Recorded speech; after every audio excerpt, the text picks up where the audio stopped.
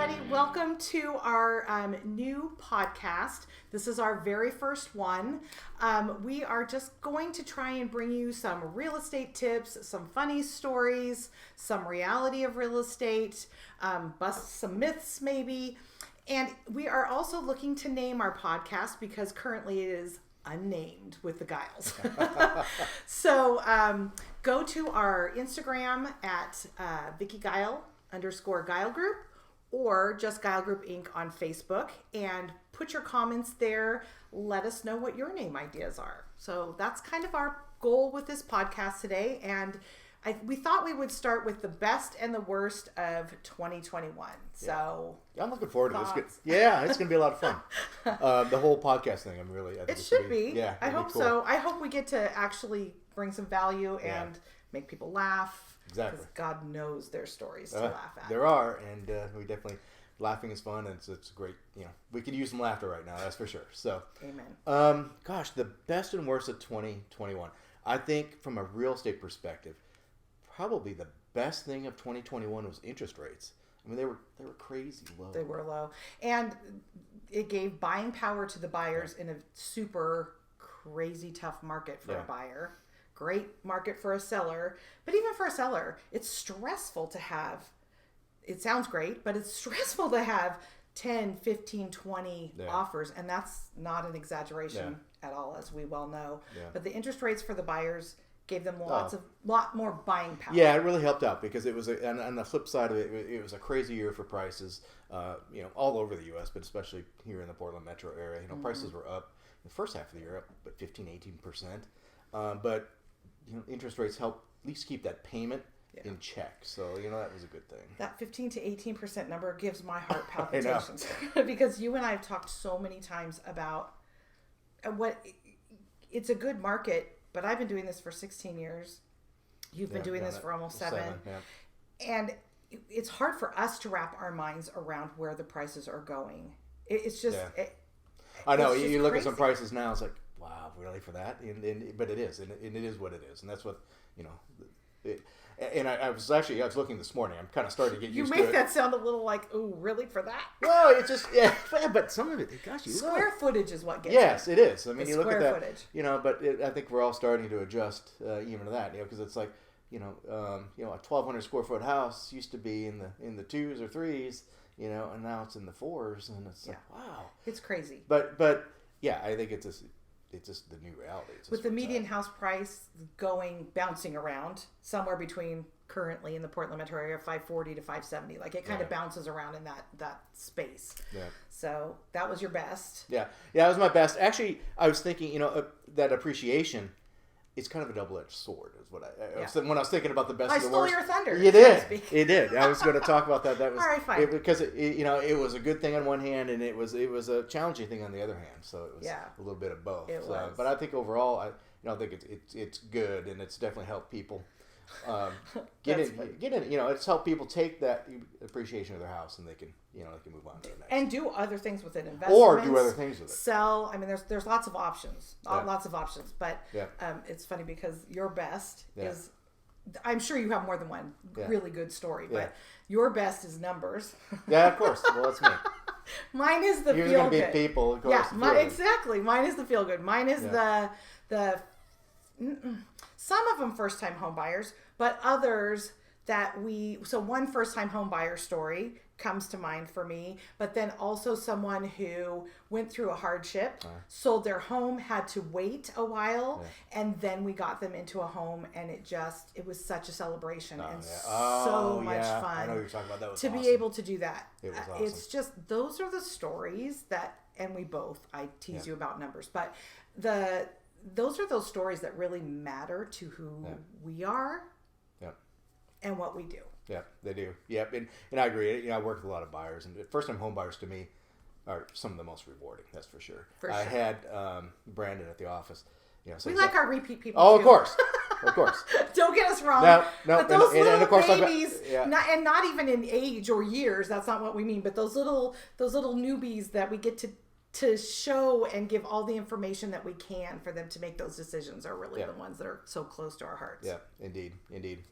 I will throw some numbers out there, of course, to balance out your to balance out your next time, time that, please. Your touchy feely. I really do have coffee in here, really and you might wear it. So, Lord. Oh, it's funny.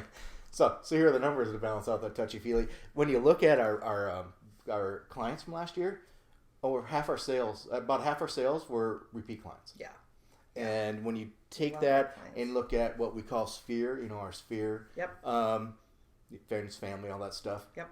Over 3/4 of our sales were to either past clients or sphere. It's the people we know, and that says a lot. Yes, agreed. Our business is definitely relationship based. When I started this 16 years ago, that was my goal, was to make sure that I could provide service to my clients, and I wanted them. I build the relationships. One of the reasons why we don't do both sides of a transaction. Yeah. We've found ways to work around that in business, but we don't do both sides of a transaction because we want to be able to build that relationship and make sure that our clients will come back to us and they'll refer their friends and their family and, sell again and buy again with us, whether it's investment or their own home and they're moving. It was just always super important to me, and that was the basis on which I founded my business. Yeah, we want clients for life. We want Absolutely. We want to help them. We want to help Absolutely. their friends, their family, help Absolutely. them buy their first home, help them, move up. Yeah. With that said, to me, the worst part of 2021 is just the struggle. The struggle in general in the world. COVID. That's not been fun for anyone. But the struggle to if on our side, some reality of the real estate is not only is it hard for buyers, it's hard for us. Yeah. It is just hard in general to make sure that we are getting all the information we can from a seller when we're representing the buyer and educating the buyer on being able to put their best foot forward. When it comes to the seller, for me, making sure that we're still marketing the same way we've always marketed, which is doing all of it, which means making sure you're from front to back, your house looks great, whether that's staging a vacant house or whether that's having our stager come in and consult and move things around. I mean, in a world where we are getting that many offers, the reality is still that the house still has to look good because they will pass it by. They will. In December, we know that those numbers were upside down and crazy. But it just feels like on the seller side, trying to make sure that my sellers still understand it's important to do all of it, to still make your house look good, to still make sure it's in decent shape and you've done the repairs that you're willing to do ahead of time so that we have that smooth transaction. It still matters in no matter what market you're in my opinion, that matters. So that part is hard for me, making sure that the sellers, understand we're still doing all of the things to market. We're not just throwing it on our MLS, which everybody thinks you can do. You could, but really top dollar is going to get you when you put your effort in. Oh, you can feel it. I mean, I work with, I do a lot of our buyers. So it's just, you go into houses and some just really show. And some just, they don't present well. And it makes a difference. Yeah. So that for me is probably the worst of 2021, which is just lots of business, which is awesome, and we're so appreciative of that. But the struggle for everybody. Oh, it was. Everybody. It was a challenge. Our buyers, our sellers, the world. Yeah. It was just it's a challenge, and and the year started out with low inventory. Still is. It still is. Well, yeah. It actually it started to feel a little better. Probably about August, September. Some little bit more stuff was coming on the market, and but then right away, and we got to a little over a month's worth of inventory, which is still crazy low. Yeah. But then October, November, we're back down where we were before. And we closed out November at 0.8 months worth of inventory. I haven't seen December's numbers yet, but they're going to be lower. I know they are because just seeing what came on the market in December. So you hit my challenge too for the year. That was my low point of the year for 2021. It was just the challenge. The inventory created a challenge for both buyers and sellers, and especially being a buyer's agent, it created challenges for buyer's agents because you're showing a lot of property, you're writing a lot of offers. You've got clients that are starting to get on the edge, you get a little bit burned out. Then it's our job to be there for them and just help them, keep them. Remind them it'll work, it'll happen. Both of us have done it. We've written offers, and we're one of 10, one of 15. And sometimes we get them, and sometimes we don't. But ultimately, we got those clients in houses too. Yeah. Oh, absolutely. Yeah. I mean, it does happen. And 2022 is going to continue to be a little bit more of a challenge, but we're ready. Yeah. And I think our clients are too. I think we've done that.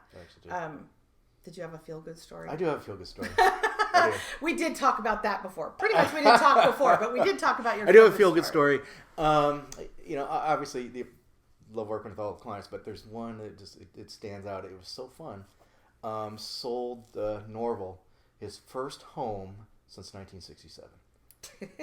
He lived in the same home up until about a year and a half ago when he went into a what do you want to call it?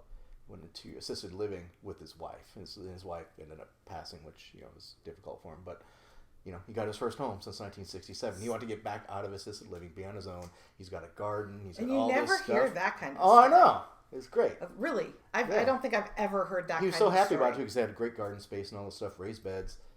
Super awesome. Happy. It was super awesome. It's one of those. See, it felt you do have a heart. You're I think I felt like I was selling to my grandpa. It was awesome. It was fun. That's really cool. It's like my grandpa Frank. It's like there he is again. That's really cool. Yeah. Well, I think that's probably it for our best and worst. I think so. Yeah. I think that was probably we'll see these later, but I think it was a pretty decent first podcast too. Who knows? I know. Well, here's the 2022. 2022. Best and worst for next year. Absolutely.